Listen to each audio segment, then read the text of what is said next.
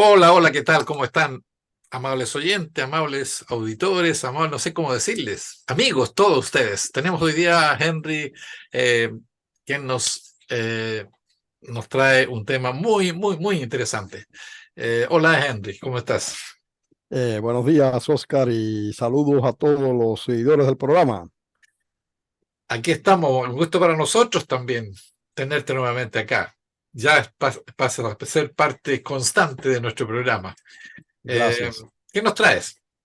Bueno, hoy quisiera hablar de un tema que quizás muchos fuera de Cuba no conocen y quizás tampoco dentro de Cuba hay muchos que conocen porque es un tema que tiene que ver con una película que se llama El Padrino. Ajá, Sí, y ya. resulta ser de que esa película El Padrino, que fue una celebridad como película que constó de dos partes. Precisamente en sus dos partes muestran a Cuba, de cómo la mafia italoamericana se había sentado en Cuba, y se muestran las imágenes del Congreso precisamente que hubo en el 1946 de la mafia en Cuba. Pero la historia no comienza ahí, la historia se va mucho más atrás que eso. Ah, qué interesante. Entonces, quiero hablar precisamente de esa historia que si algunos quizás sepan, pero quizás no conozcan detalles, eh, de cómo se dio la transformación y el apoderamiento de la economía cubana y del sistema político cubano antes de la revolución por parte de esa mafia. Y Perfecto, perfecto. Te escuchamos con mucha, con muchas ganas. bueno, este tema también nos plantea una serie de preguntas que nos hacemos diariamente cuando pensamos en, digamos, en las políticas que han existido de Estados Unidos hacia Cuba, las políticas me refiero de extorsión económica, las presiones económicas, las sanciones económicas. Y esto me hizo investigar este tema una compañera de trabajo que me dijo un día, pero Henry, independientemente de las cuestiones políticas, independientemente de las diferencias entre los países, yo no entiendo el acoso ese eh, tan seguido que tiene Estados Unidos. Ese es simplemente una manía lo que tienen con Cuba. ¿Qué hay detrás de la política de los Estados Unidos, independientemente de esto, no? Y esto me hizo no reflexionar y buscar un poquito una respuesta a esa pregunta, pero resulta ser que no encontré respuesta, sino más bien lo que encontré fueron más interrogantes. Un interrogante que me planteé fue, debido a que a principio de la revolución se produjeron una serie de nacionalizaciones y primero se hizo confiscaciones de bienes a la figura más prominente de la tiranía batistiana, que estaba precisamente en negocios turbios con la mafia. Después me hice la pregunta eh, también acerca de las nacionalizaciones y me dije, bueno, ¿y cuál era la participación que tenía la mafia o pudiera haber tenido la mafia en esas supuestas empresas norteamericanas que fueron nacionalizadas? ¿Tenían participación accionistas en estas empresas? Es una de las preguntas que me he hecho. ¿Eran financieros o financistas de estas empresas? Es decir, surge una serie de preguntas que quedan sin respuesta, al menos al nivel mío, que creo que sería muy interesante si algún investigador pudiera tener acceso a los informes y archivos para buscar respuestas a estas y a otras preguntas que existen alrededor de esto, ¿no? Pero bueno, ya le he planteado las inquietudes del por qué me interesó este tema, ¿no? Y le quiero decir de que ahí tenemos una cuestión importante con respecto a la mafia, es de que la mafia no surgió así de la nada, sino que fue un proceso muy interesante que se da a partir de que en Estados Unidos, en el 17 de enero de 1920, fíjate qué fecha, se tomó un acuerdo del Congreso norteamericano que se llama la enmienda número 18, Bueno, ¿y qué fue la enmienda número 18? Popularmente, yo creo que prácticamente el mundo entero sabe lo que es la enmienda, aunque no la conoce por ese nombre, sino la conoce como lo que se llama la ley seca. Es decir, los Estados Unidos promulgó una ley donde se ve se establecen las regulaciones para la venta de bebidas alcohólicas en los Estados Unidos. ¿Qué propició esta ley? Bueno, esta ley propició que las mafias se trasladaran a Cuba, un país productor de ron, un país que, como hemos dicho anteriormente, tiene una posición geográfica en las comunicaciones aéreas y marítimas muy buena para poder ser explotada como puente entre las demás islas del Caribe, Centroamérica y Suramérica, y vamos a ver por qué. Y esas políticas, bueno, la mafia en esos momentos no tenía no tuvo una gran acción dentro de Cuba, aparte de utilizar a Cuba como un puente para el comercio ilegal de bebidas alcohólicas hacia los Estados Unidos. Y de esa manera violando lo que era la ley seca como tal, ¿no? Esta ley seca fue borrada por otra enmienda, que fue la enmienda número 21. Cuando hablo de enmienda me refiero a enmienda a la Constitución de los Estados Unidos, el 6 de diciembre de 1933. Y aquí se da un hecho muy importante para Cuba, ¿no? Porque resulta ser que a finales de los años 20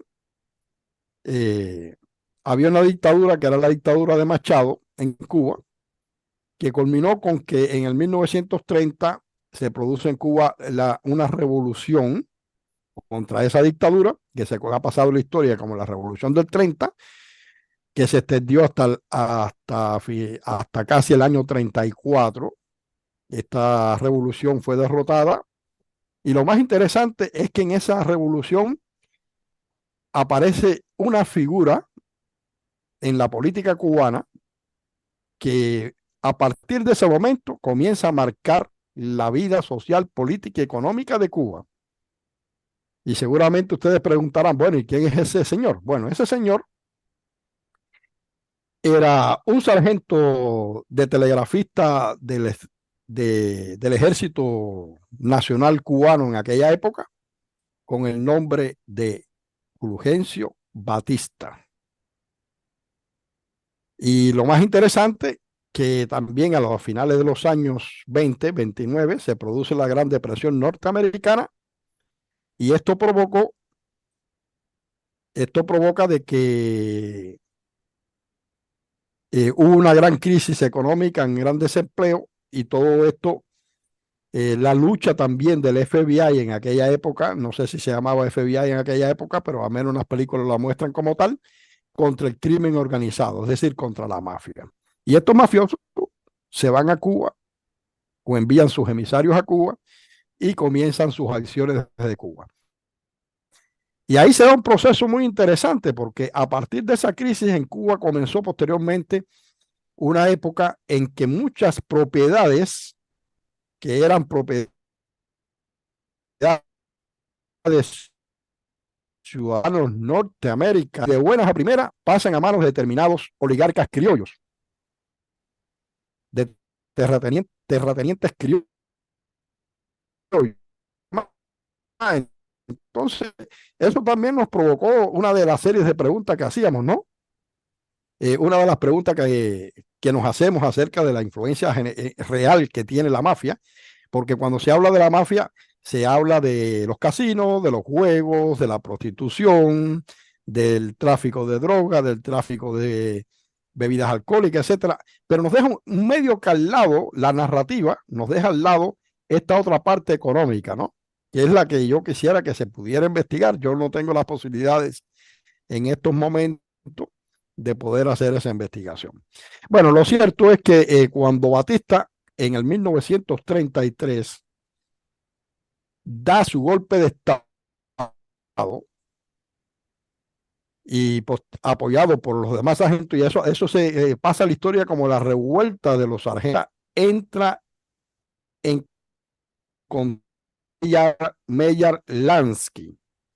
Este es un personaje que se convirtió prácticamente en el representante de la familia mafiosa de los Estados Unidos en Cuba, conjuntamente con Batista, y ahí se comienzan ya los acuerdos entre las familias mafiosas y Batista. Y ahí entonces cuando la mafia se asienta en Cuba a partir de 1933.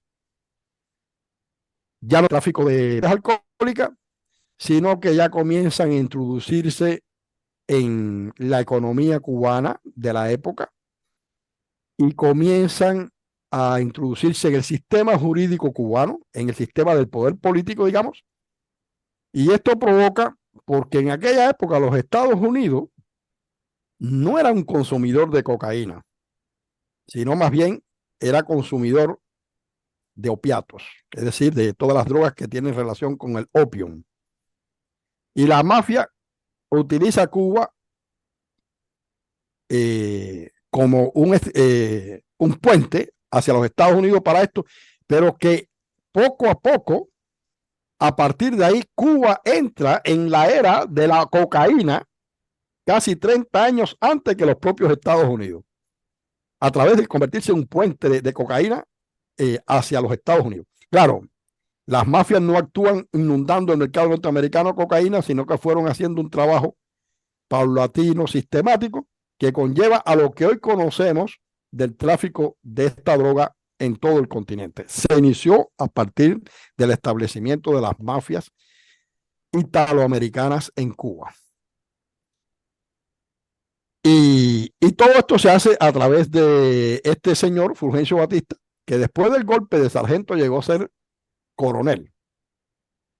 No sé quién le dio los grados de coronel y eso, pero hay una anécdota que dice que cuando Batista dio el golpe, que él llama al embajador americano para presentarse como nuevo presidente, y le dice, le habla el sargento Batista, dice la anécdota de que el americano le responde, yo no hablo con sargento, y entonces él vuelve a responder, llamar al embajador americano y le dice, usted está hablando con el general Batista. Eso te da la medida popular de que el hombre se puso los grados él mismo, ¿no? No obstante, Batista, a partir del 33, que toma las riendas y una gran influencia en toda la política, lo vemos que posteriormente, él cedió el poder o se vio obligado a ceder el poder después, pero en el 1940 él se pone como candidato a la presidencia de la República de Cuba, e inclusive, cosa muy interesante, que fue apoyado inclusive por el Partido Comunista de la época, que creo que ya en ese momento se llamaba Partido Socialista Popular, o adoptó posteriormente ese nombre, pero era realmente el Partido Comunista originario, ¿no? Y vemos que ahí Fulgencio Batista, que entró en contacto con Charles Luciano, entró en contacto con este judío que te mencionaba, Meyer Lansky, y hacen acuerdos de que van a entrar al mercado cubano con todos y para el bien de todos, como decían ellos, ¿no? Utilizando una frase de Martí. Bueno, en este periodo presidencial permitió que las estructuras, es decir, presidencial de Batista permitió que las estructuras de las mafias se presentaran como hombres de familia muy distinguidos dentro de Cuba y como benefactores de las familias cubanas económicamente establecidas o con familias que tenían relaciones con la cúpula militar cubana de la época. Y así comienza una historia muy, muy particular, porque posteriormente a esto vemos de que Meyer Lansky se estableció un sistema de casinos en Cuba. Él planteaba de que no se debería hacer trampas, sino dejar que la ley de las probabilidades era la que le fuera a dar a los casinos las ganancias a la casa, como él planteaba, ¿no? Y ya vemos que posteriormente Batista en el año 44 es derrotado en elecciones presidenciales y vienen otros presidentes como Grau San Martín y posteriormente Prío Socarrás, y se produce una cuestión muy interesante, que ahí también aparece por primera vez, o al menos lo que parece ser una figura también que marca la historia de Cuba, que es un joven abogado que se llama Fidel Castro Ruz. Este joven abogado entregó a, a las autoridades correspondientes a la época acusaciones directas contra el presidente Grau San Martín, involucrándolo en el crimen organizado. Vemos que en esa época también la mafia se involucra con las estructuras policiales y del ejército cubano en la persecución y asesinatos de líderes sindicales cubanos, como fue Araceli Iglesias, Jesús Menéndez.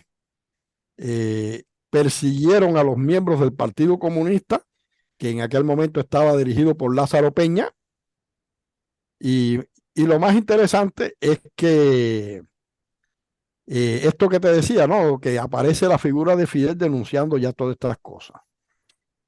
Y el gobierno de Prío Socarrás, que había mantenido una posición, digamos, más acorde a estos, parece que el hombre tuvo que hacer una serie de concesiones a la mafia, y esto se ve en que hace nombramientos en su gobierno de personas muy, muy allegadas a la mafia norteamericana. Ahora, en esa época, en el 1946, Batista viaja a New York, se encuentra con Meyer y con Lansky, y ahí es cuando se produce verdaderamente el gran convenio a mayor escala entre las mafias y Batista. Y se conoce de que la mafia dio $250,000 para provocar el golpe de Estado que propinó Batista en el 1952, que puso fin a lo que se conoce como el orden constitucional de la República de Cuba. Aquí hay varios momentos. El primer momento es que Batista hace esto para poder realizar sus convenios con la mafia, porque Batista no podía detener los convenios que tenía con la mafia, pero él sacaba suculentas ganancias con esto. La mafia se convierte prácticamente en dueños de hoteles, en dueños de los casinos, en dueños de todos los prostíbulos. El tráfico aéreo y naval desde Cuba hacia los Estados Unidos, transportando mercancías ilícitas, era constante. Las familias batistianas compraban fincas exclusivamente, es decir, haciendas, para establecer aeródromos y pistas de aterrizaje para que estas mafias las utilizaran y volaran hacia los Estados Unidos desde el sur, desde América del Sur y demás. Y ahí se produce todo este gran tráfico de estupefacientes y, bueno, de todas las mercancías ilícitas que se podían en aquella época. De la cocaína, me imagino que también. La cocaína, sí, ya lo habían comenzado ya en los años 20, a partir de a finales de los 20 y eso, pero ya aquí se establece una comercialización más amplia, ¿no? Vemos aquí que con el golpe de Estado, Batista, porque hay gente que dice no, porque es decir, las fuerzas que son anticubanas plantean de que es mentira de que Batista asesinó durante la revolución a 20,000 cubanos. Pero es que la primera falsedad que dicen que es durante la revolución. La revolución fue a partir del 56, o más bien, sí, del 56 al 1 de enero del 59. Pero lo que no te quieren reconocer es las mafias, es que la mayoría de las muertes que provoca la dictadura de Batista no se produce durante la revolución, sino en el periodo en que él da el golpe de Estado, en el 1952 a 1956. Y eso lo ignoran, lo ponen bajo de la alfombra, ¿no? Para que no salga a relucir. Sí, hay mucha información al respecto y como me extraña que lo desconozcan. Realmente, en esto Europa tuvo porque Cuba servía como puente, tú lo decías en un principio, del tráfico inclusive empezaron a comprar viviendas, muchos integrantes de la mafia en el mismo Cuba. O sea, se apoderaron de Cuba, digamos, los narcotráficos, la mafia en sí. Eso fue lo que pasó. Exactamente. Entonces, esto hay que verlo en el marco en que ya cuando se está produciendo la revolución como tal, la mafia prácticamente era la dueña de todos estos negocios. Batista logró durante ese gobierno, después del golpe, de establecer una serie de leyes que le permitía a la mafia invertir en una serie de casinos, hoteles, y por supuesto, él recibía sus suculentas comisiones por esto, a veces hasta de $250,000 por una inversión en un hotel. Permitía que si un mafioso invertía $1 millón de las arcas del Estado cubano, se le brindaba una ayuda de otro $1 millón para que pudiera construir el hotel. Se permitió de que la importación de materiales de construcción fuera libre y sin ningún tipo de aranceles. Esto provocó también de que hubo un boom constructivo en la época, que hay que reconocerlo, pero también provocó que las mafias eh, penetraron en el mercado de la construcción y entonces las constructoras importaban más material de lo que necesitaba para vender, digamos, dentro del país en un mercado negro, ¿no? Y se enriquecieron a través de los altos precios también estos, estos, esta, estos grupos económicos, aunque no fueran miembros de la mafia, gozaron de las acciones que tenía la mafia, ¿no?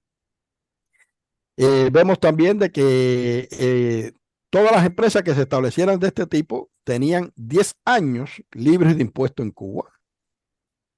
Y lo más interesante es de que todas las noches, por varios hoteles y casinos de La Habana, había un señor que le llamaban el hombre de la bolsa, es decir, el backman, que recorría La Habana, enviado especialmente por la esposa de Batista, Marta Fernández, que recorría, iba a buscar el porcentaje que le pertenecía al general, noche por noche, es decir, lo que le pertenecía a Batista. Se desconoce realmente la cifra total que Batista recibió y que se llevó de Cuba posteriormente, después del triunfo de la revolución, en el instante en que huye de Cuba. Pero también tenemos que él hizo que varios militares se enriquecieran, como por ejemplo su cuñado, el hermano de su esposa, al cual él nombró dueño de facto de todos los parqueering que habían en la ciudad de La Habana, por ejemplo, y de todas las máquinas de juego. Y se conoce que el hombre recibía $1 millón mensuales por todas estas transacciones para su bolsillo como comisiones, ¿no? Es decir, que la mafia implicó eh, una acción bastante seria, ¿no? Y ahí volvemos un poquito atrás al 1943, cuando se produce el Gran Congreso, que fue el segundo Congreso de la Mafia, y que se produjo en Cuba, que se hizo en el Hotel Nacional. Yo te voy a buscar, yo tengo los nombres de todos los participantes o de los más importantes participantes en ese Congreso. Esto se realizó en el Hotel Nacional de Cuba. Y lo importante de esto es de que esto es resultado de los acuerdos que había llegado Batista con la mafia. Ese Y encuentro fue internacional, o sea, no solamente de Estados Unidos, sino que de Europa también. sí, ese fue un encuentro internacional de lo que se conoce como la mafia italoamericana, porque no es ¿Es, netamente americana. es ahí donde participó Frank Sinatra? ¿En eso? Exactamente. Frank Sinatra participa en ese congreso y es uno de los organizadores de la parte cultural que se dio en el congreso. Sí, mira, yo estuve investigando un poquito también y por ahí escuché y estuve leyendo que estaba muy metido Frank Sinatra en la mafia en sí. Bueno, realmente existen, digamos, elementos que dicen que sí, que él tenía una gran relación con la mafia, pero nunca se ha hablado seriamente desde una posición de quienes hayan sido los investigadores acerca de esto, pero inclusive en la película El Padrino creo que lo mencionan también, ¿no? Y ahí vemos que, por ejemplo, en este congreso, aquí te lo voy a leer, Ujú. participó Alberto Anastasia, Frank Castello, Jose Bonanno, Vito Genovever, Tomás Lucci, como representante de las casas mafiosas de Nueva York. Como representante de las casas de Chicago participó Tony Acanda, los hermanos Charles y Rocco Fidete. Participó también Carlo Marcello, representación de la casa mafiosa de Nueva Orleans. Santo Traficante Jr., como representante de la casa mafiosa de Tampa. Stefano Magadino, de la ciudad de Buffalo. Y Lansky fue el que más ganó en esto porque se quedó como representante de toda esta familia en La Habana y por ello recibió una fuerte suma de $250,000. Pero además de eso, Batista lo nombra ministro de Juegos, un cargo que no estaba prescrito, fue una cosa inventada simplemente y le pone un salario de $25,000 mensuales. Y ya vemos que en el 1955 las leyes cubanas están prácticamente a servicio de la mafia. No había nada que se pudiera hacer contra la mafia, ni en las calles nadie salía porque el que saliera le ajustaban cuentas. Y el servicio judicial, si en algún momento había alguien honesto que hiciera una acción contra la mafia, era neutralizado por diferentes medios, incluyendo la muerte, ¿no? Como muestran en la película del Padrino, ¿no? La película del Padrino bastante cruda, aunque la tiramos quizás pensando de que es la parte cinematográfica. No, la vida de la mafia fue bastante cruda. Ahora, lo que sí es cierto es que se produce el asalto Cuartel Moncada, que por cierto, dentro de unos días se cumple 70 aniversario de ello. Y aquí en Estocolmo, por ejemplo, en Memorial Plaza, entre las 16 y 17 horas, se va a realizar una actividad de conmemoración. Y vemos que esto es muy interesante. Esto es muy interesante porque después ya viene todo el proceso revolucionario que culmina con la victoria de la revolución, después de la lucha en la sierra, en el llano, las invasiones de Che y Camilo hacia La Habana, y se produce la desbandada de la oligarquía cubana que huye, pero huyen de tal manera que saquean todo lo que había en Cuba. Cuando los revolucionarios lograron entrar a las ciudades, solamente quedaban en los bancos de Cuba alrededor de $70 millones. Todo se lo llevaron. Batista, en el avión que viajó él con su esposa y iba cargado de dinero, joyas y oro. Y viajó hacia República Dominicana en primer lugar y después continuó viaje a otros lugares, ¿no? Pero lo que quiero decir, teniendo, digamos, un poquito de información acerca de esto, lo más interesante de todo es que las preguntas que surgen a partir de aquí, ¿no? Y es de que, ¿cuál era la relación real que tenía la mafia acerca del resto de la economía cubana?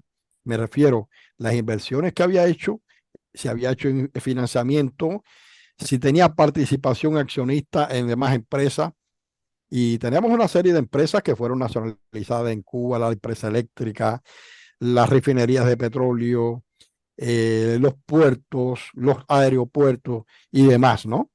Y esto nos deja, las preguntas, estas nos dejan la mente abierta a aceptar, partiendo de la conversación que tuvo la compañera mía de trabajo conmigo, de que estas mafias posiblemente son las que están detrás todavía de toda esta política de acoso y extorsiones económicas contra Cuba.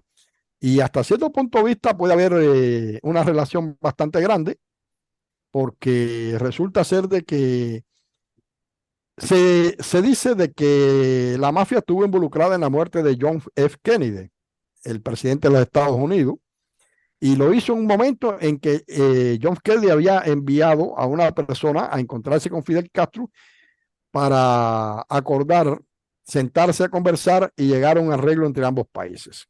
Y la mafia evitó este arreglo matando a John F. Kennedy.